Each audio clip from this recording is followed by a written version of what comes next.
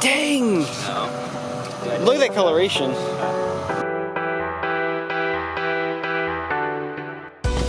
Oh, there's a snake, there's a snake, it's a snake, it's a snake, it's a snake. Road cruising is a staple of summertime herping, and coastal North Carolina is one of the best areas of the state to find crossing reptiles. On my last trip to this location, near the end of the summer, I got lucky and was able to see some pretty awesome snakes. Oh, there's a snake, there's a snake, it's a snake, it's a snake, it's a snake. Is it? Yes. There we go, guys. That is the first live snake of the trip. I think it's alive. Is he? Oh yeah, he's just doing his defensive posturing. This is a banded water snake. That is cool. That is not actually one of the Ndrael species we were looking for specifically. But this is one that we don't get back in Salisbury, so that's kind of cool. You can find banded water snakes all through the coastal plain of North Carolina. Well, actually, before I talk your head off, let me go grab my tripod so I can give you guys a better presentation. So, this is a banded water snake, Ndrael fasciata. Now, this is a species that only occurs coastally in North Carolina. So you can only find banded water snakes here in the coastal plain. These don't occur at all in the western Piedmont, or especially not in western North Carolina in the actual mountain region itself. Now, this is actually a pretty uniquely colored individual. He has basically no markings on the top, but the belly is really gorgeous. Let me see if I can show you that. Now, banded water snakes are usually pretty easy to identify. They aren't, an exceptional species of Ndrael with anything very distinctive about them. I would say the best way to identify a banded water snake is the band itself.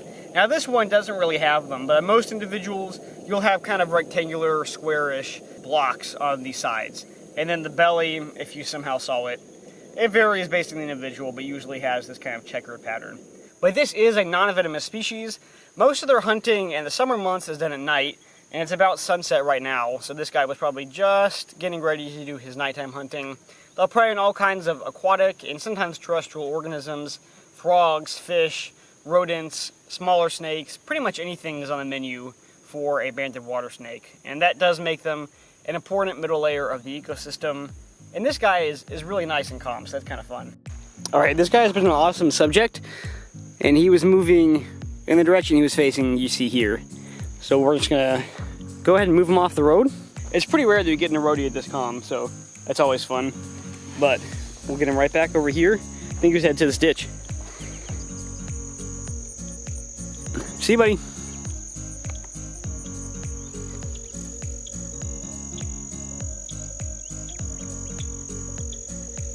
As night settled in, we spotted what appeared to be a hit garter snake on the road. But when we stopped to investigate, we were surprised to find that we were actually witnessing a scavenging event. I didn't realize before this encounter that snakes scavenged at all, but it makes sense that a free meal wouldn't be passed up. In this case, a distinctly colored eastern garter snake was in the process of consuming a roadkill American bullfrog. I looked it up later just for kicks and giggles, and the literature suggests that only about 0.1% of an average garter snake's diet is composed of carrion. So we actually got pretty dang lucky with this encounter. A few more hours of cruising hadn't turned up anything but a nice looking and kind of erratic copperhead, so we decided to start heading home. Just as we were finishing up our last cruising pass, we spotted a large snake on the road, and were pleasantly surprised to see that it was a Carolina water snake. This is actually a distinctive subspecies of northern water snake that exists only in specific areas of coastal North Carolina, and is geographically isolated from any other populations of Ndrael cypedon in the state. While I'm not sure when the isolation event happened, the remnant population that now exists as Ndrael cypedon William Gelsai, I'm probably saying that wrong, is developing a unique phenotype with more complete, darker dorsal patterning, as well as a darker underbelly than individuals in the source population typically exhibit. These snakes are active foragers that can be found in brackish or freshwater marshes, creeks, and ponds, where they pursue aquatic prey, including a multitude of fishes and frogs. In North Carolina, this is a species of special concern, which makes handling illegal, but it was still fun to observe this living example of evolution in the wild, and make sure it got across the road safely.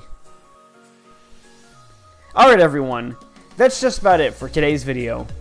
I really hope that you enjoyed and learned something new about the snakes of coastal North Carolina.